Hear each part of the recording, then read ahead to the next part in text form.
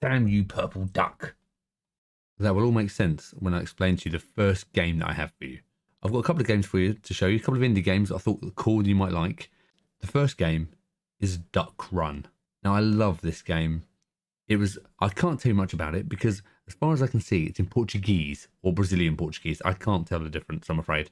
But by the looks of it, this was a part of a game jam and it's just released now on itch.io. It's still very early, but you can go there now and grab the game and you can actually play it in the browser, which is amazing.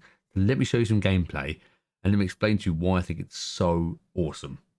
So what is Duck Run? Okay, so it is a platform speedrunner game.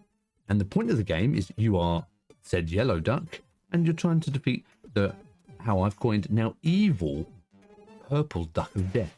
Yeah, take that, purple duck, to the end of the level. Simple as that. One-on-one, duck versus duck. As you can see here, it's all about speed running, being quick, and you can actually pick each other up and kick each other, which is hilarious fun and just makes for a brilliant quick platformer to play. I'm really enjoying this. Now, the levels do get progressively more difficult as you move on, as you'd expect. So there are like little trapdoors, as you see there. There are different routes to take, and you never quite know where the other duck actually is until they appear from the other route. So it's really well designed. I'm really happy with it. It's fantastic. And as you can see with the animation, pixel art, but like paper flat pixel art when they turn, it's brilliant. But I promise you, you will be swearing at the screen and your heart rate will be about 160. So be prepared for that. But if you're looking for a cute, quick, action-packed platformer, then I think this is brilliant fun. I would love to know if this is ever going to be a two-player game or just one player versus the computer. Now, being so early on and being in Portuguese, I have no idea. So if anybody happens to speak Portuguese and you could go to this page, then please let me know. If you are interested, it is on itch.io right now. I'll leave a link below. And yeah, remember, take a breath, relax. Purple duck. Okay, on to the next game. Now, the polar opposite of Duck Run is a game called Kanso. Now, I featured this on the channel quite a while back now in one of the indie booths, and I really thought this is the perfect opportunity to show you it. Kanso is a very relaxing game, which is exactly what you need after Duck Run. So let me show you Kanso and explain exactly why it's so nice. The reason why it's the perfect combination to play after Duck Run is this is like a zen-like experience of gameplay. Now, the point of it is to relax and enjoy the moment, and you can see here, so as I'm moving my control around, it encourages you to stay steady, stay focused, and just listen to the music and relax while you're just guiding your little glowy ball thing away from the fish of death. Avoid the fish.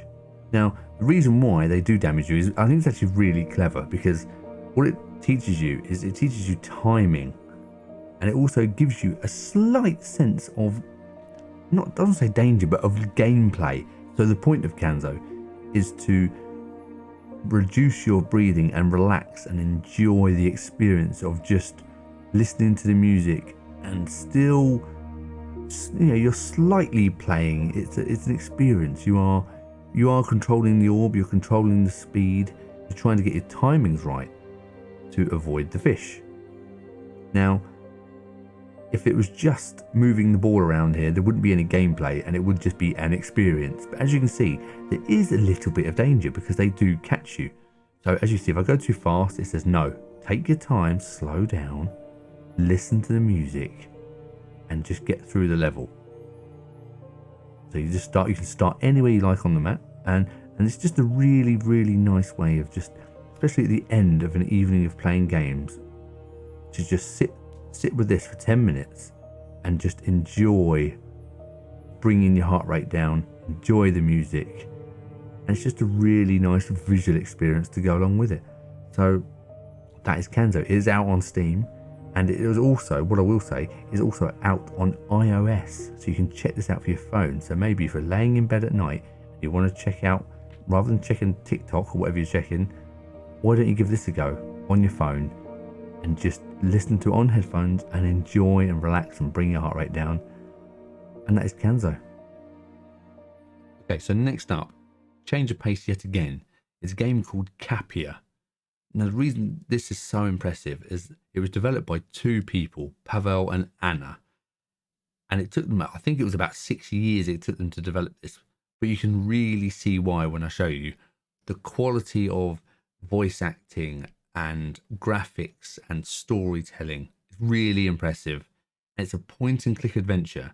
And I'm going to show you the trailer now, and you can take a look yourself. Rennie, this is the last story before bedtime. Grandpa, tell me how you went on the journey to save Kapia. It's a long story, Pumpkin. Then tell me about your friend Builder Robot and how you tricked the cat in a mechanical suit. Those are two different stories. This old trick only works on Zim. But I'm still not sleepy. Can you at least tell me how the war started? You can always finish tomorrow. I knew that was your question all along.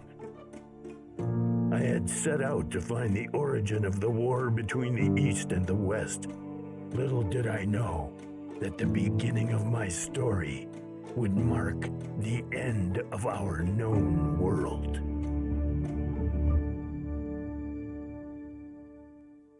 And there we go. That is Kapia. Really impressed with what they've created.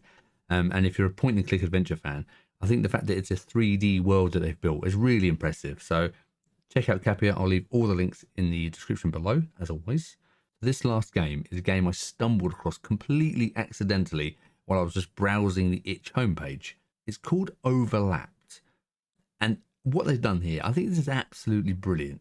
So Overlapped is a first-person puzzle game where you overlap two different realities. Now I'm going to show you the gameplay right now and explain exactly what I mean. Again, this came from a game jam, which always amazes me because they are very limited in whether it's time or assets you can use or whatever they set the boundaries are. And it's amazing how that confined instructions can really make your creativity shine. So I think this is a great example. So let's jump into gameplay and I'll explain what the hell is going on, because it's brilliant.